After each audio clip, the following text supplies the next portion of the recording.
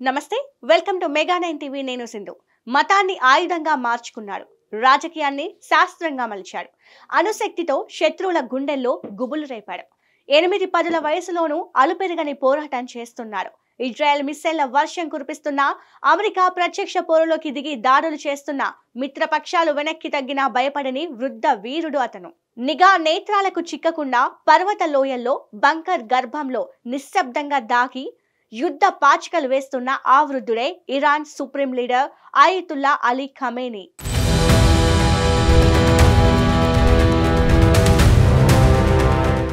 Iran దేశపు కర్త, కర్మ, క్రియ అని పిలువబడుతున్న ఖమేనీ ఎవరు? ఇజ్రాయెల్ ఖమేనీని ఎందుకు ఖతం చేయాలనుకుంటోంది? అగ్రరాజ్యం సైతం దాడులు చేయడానికి కారణమేంటి? ఖమేనీ ఇప్పుడు ఎక్కడున్నాడు? ఏం చేస్తున్నాడు? ప్రస్తుతం జరుగుతున్న యుద్ధంలో తన చావు తప్పదనుకున్నాడా? అందుకే వీలునామా రాశారా? ఆయన తదుపరి వారసుడు ఎవరు? సినిమాను మించిన ట్విస్టులున్న ఖమేనీ జీవిత కథేంటి? Let's watch the story.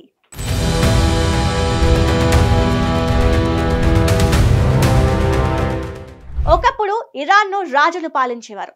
వస్త్రధారణలోనూ జీవన శైలిలోనూ అభిప్రాయ స్వేచ్ఛలోనూ ముస్లిం మహిళలు కూడా హిజాబ్ తప్పనిసరి కాదు అన్నంత సమానం ఉన్న దేశంగా ఉండేది. అప్పట్లో అమెరికా, ఇజ్రాయెల్ ఇరాన్కు మిత్ర దేశాలుగా ఉండేవి. కానీ 1978-79లో వచ్చిన ఒక విప్లవంతో దేశం మొత్తం తలకిందులైంది. అదే ఇస్లామిక్ విప్లవం. ఈ విప్లవంతో రాజుల పాలన పోయి మతపరమైన పాలన మొదలైంది. అంతేకాదు, అమెరికా, ఇజ్రాయెల్ లాంటి దేశాలు శత్రువులుగా మారిపోయాయి. ఈ ఇస్లామిక్ విప్లవానికి నాయకత్వం వహించింది మరెవరో కాదు, ఆ సమయంలో షియా మత పెద్దగా ఉన్న ఆయతుల్లా రుహుల్లా ఖమేనీ.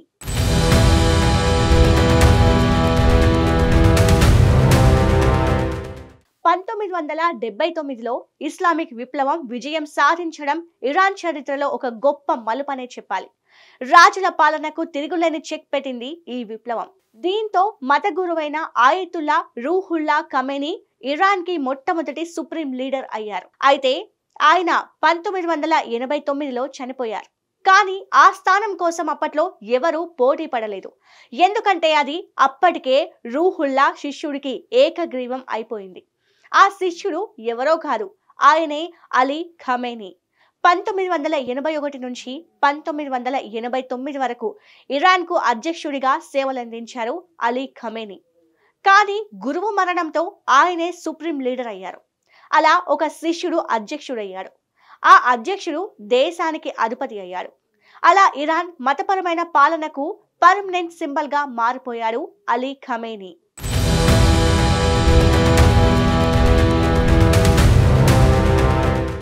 1989లో ఇరాన్లో మతపరమైన ప్రాచుర్యం పెద్దగా లేదు. ప్రజలకు అలీ ఖమేనీ ఎవరో పెద్దగా తెలియదు. అయినా అతని వెంట బలమైన బ్యాకప్ మాత్రం ఉండేది. అదే అతివాద షియా మత పెద్దల మద్దతు. అందుకే అలీ ఖమేనీ అధికారం ఎక్కడ చీలిపోతుందోనని ఎప్పుడూ భయపడలేదు. రాజకీయాలను మతం నీడల్లోకి తీసుకొచ్చారు. అప్పట్లో ప్రజాప్రతినిధుల అధికారాన్ని పెంచాలి అనే డిమాండ్ వచ్చాయి. కానీ షియా మత పెద్దలు ఎందుకు ఒప్పుకోలేదు? ఇది మతపరమైన పాలనకు ప్రమాదమని అక్కడే ఖమేనీ నిర్ణయం తీసుకున్నాడు. రెవల్యూషనరీ గార్డ్ అనే ప్రత్యేక సైనిక విభాగాన్ని ఆయుధంగా మార్చుకొని సంస్కరణవాదులను అణచివేశాడు. ఈ సైనిక విభాగం ఖమేనీకి డైరెక్ట్ గా జవాబుదారీగా ఉండే శక్తివంతమైన దళం. తనకు వ్యతిరేకంగా మాట్లాడిన ఎన్నో గొంతుకలను ఈ దళం అండతో మౌనం చేశారు. అంతటితో అయిపోలేదు. ఇరాన్ మత పెద్దల సహకారంతో గార్డియన్ కౌన్సిల్ అనే వ్యవస్థను ఏర్పాటు చేశారు. ఎవరైనా అసెంబ్లీ, స్థానికంగా పోటీ చేయాలంటే ఈ కౌన్సిల్ అనుమతి ఉండాలి. మత పెద్దల అనుమతి లేకుండా ప్రజాప్రతినిధులు అవ్వడం దాదాపుగా అసాధ్యమే. అలా ఖమేనీ దేశాన్ని మతం అనే ఆయుధంతో గట్టిగా తాళం వేశాడు. ఇరాన్ను ఇస్లామిక్ స్టేట్ గా మార్చేశాడు.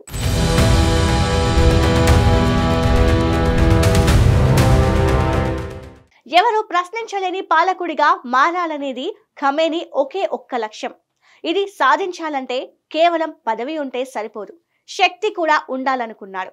అందుకే ఖమేనీ తన దృష్టంతా ఇరాన్ రెవల్యూషనరీ గార్డ్ అనే ప్రత్యేక దళంపై పెట్టారు. ఈ దళాన్ని ఆయన తన 6వ ప్రాణంగా మార్చుకున్నాడు. పేరుకు ఇది పారామిలిటరీ దళం అయినప్పటికీ దీనికి ఉన్న శక్తి, స్వేచ్ఛ వేరే లెవెల్. ఈ దళమే దేశంలో సంస్కరణలను అణిచివేసింది. ప్రజల్లో ఖమేనీ అనే భయాన్ని నింపింది. దేశంలో మాత్రమే కాదు, విదేశాల్లోనూ మిలిటెంట్ సంస్థల్ని పెంచింది. హమాస్, హిజ్బుల్లా, హౌతీలు షియా మిలిషియాలకు ఆయుధాలు, నిధులు, వ్యూహాలు అందించే ఫోర్స్గా నిలిచింది. అంతేకాదు, ఇరాన్లో వ్యాపారాలు నిర్వహించే హక్కు, ఆర్థిక వ్యవస్థలోనూ ఈ గార్డుకే ప్రాధాన్యత ఇచ్చాడు ఖమేనీ. దీంతో ఈ గార్డు లేకుండా ఖమేనీ పాలన అసాధ్యమని అనడంలో ఎలాంటి సందేహం లేదు.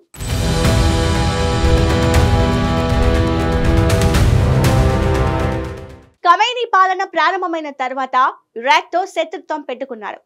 అక్కడ షియా మిలిషియాలను ఏర్పాటు చేశాడు. 2003లో సద్దాం హుస్సేన్ కూలగొట్టిన తర్వాత ఇరాక్లో ఈ మిలిషియాలు అదుపులోకి వచ్చాయి. అక్కడి నుండి ఆయుధాల సప్లైను పాలిస్తానా, లెబనాన్, సిరియా, యెమన్ వరకు విస్తరించాయి. 2015 నాటికి ఈ మిలిటెంట్ సంస్థలు పూర్తిగా ఖమేనీ వలయంలోకి వచ్చేశాయి. అయితే 2009లో ఓట్ల రిగ్గింగ్ ఆరోపణలతో ప్రజలు తిరుగుబాటు చేశారు. 2017, 2019లోనూ ప్రజలు మతం పేరుతో పెడుతున్న ఒత్తిళ్లపై ఆగ్రహంతో రోడ్లెక్కారు. 2022లో జరిగిన ఘటన మాత్రం ఖమేనీ పాలనలో పెద్ద గాయమనే చెప్పాలి. మహా అమీనీ అనే యువతి హిజాబ్ తప్పుగా ధరించిందన్న కారణంగా పోలీసుల చేతిలో చంపబడింది. ఇది ఇరాన్ వ్యాప్తంగా పెద్దగా ఉద్యమానికి దారితీసింది. దేశం తలకిందులైంది. ఖమేనీ తల వంచకపోయినా అతనిపై ఎఫెక్ట్ మాత్రం బాగా కనిపించింది.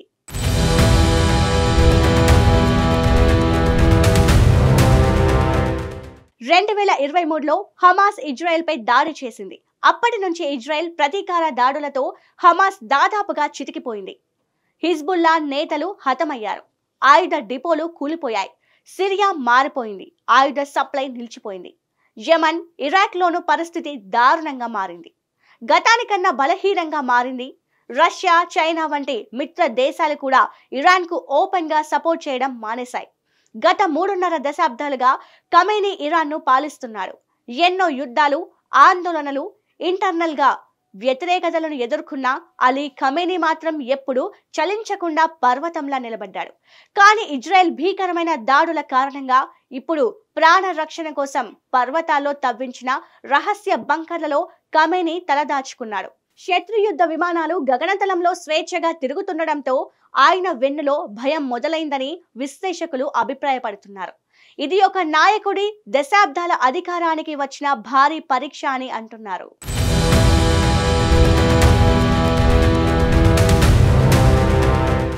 ఖమేనీ ఉండే బంకర్ ఇరాన్ పర్వత ప్రాంతంలో అత్యంత సురక్షిత స్థానంలో ఉందని భావిస్తున్నారు.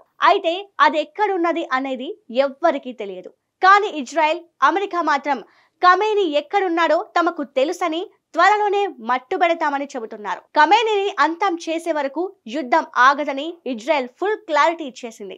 ఈ నేపథ్యంలో ఖమేనీ వీలునామా ప్రస్తుతం ప్రపంచవ్యాప్తంగా చర్చనీయాంశమైంది. ఖమేనీ ముందు జాగ్రత్తగా 3 వారసులను ప్రకటించారు. ఖమేనీ వారసుల లిస్టులో అలీ ఖోమీ, హసన్ ఖోమీ, అలీ రజా అరాఫీ పేర్లు ఉన్నట్టు సమాచారం. అయితే ఈ జాబితాలో ఆయన కుమారుడు మొజతాబా పేరు లేకపోవడం పెద్ద ట్విస్ట్. అయితే ఖమేనీ తన కొడుకు పేరును జాబితా నుండి తప్పించడం వెనుక కుటుంబాన్ని రాజకీయ వివాదాల నుండి రక్షించాలనే ఉద్దేశం ఉండవచ్చని భావిస్తున్నారు. దీంతో ఖమేనీ వారసుడు ఎవరు అన్నది ఇప్పుడు హాట్ టాపిక్ అయ్యింది. ఇదిలా ఉంటే ఖమేనీ తన వీలునామాలో ఆస్తుల వివరాలను వెల్లడించలేదు. కానీ ఆయన నియంత్రణలో ఉన్న వ్యాపార సంస్థలు, ఆర్థిక హోల్డింగ్లు రివల్యూషనరీ గార్డ్స్ ఆధ్వర్యంలో నిర్వహిస్తారని అంచనా వేస్తున్నారు విశ్లేషకులు. ఇదిలా ఉంటే ఈ యుద్ధం ఎలా ముగుస్తుంది, ఖమేనీ నాయకత్వం ఎలా కొనసాగుతుంది అనేది ప్రపంచ రాజకీయాలపై గణనీయ ప్రభావం చూపుతుంది. మరి ఖమేనీ ఈ సంక్షోభం నుండి బయటపడగలరా, లేక ఇరాన్ కొత్త నాయకత్వం వైపు అడుగులు వేస్తుందా అనేది వేచి చూడాల్సిందే.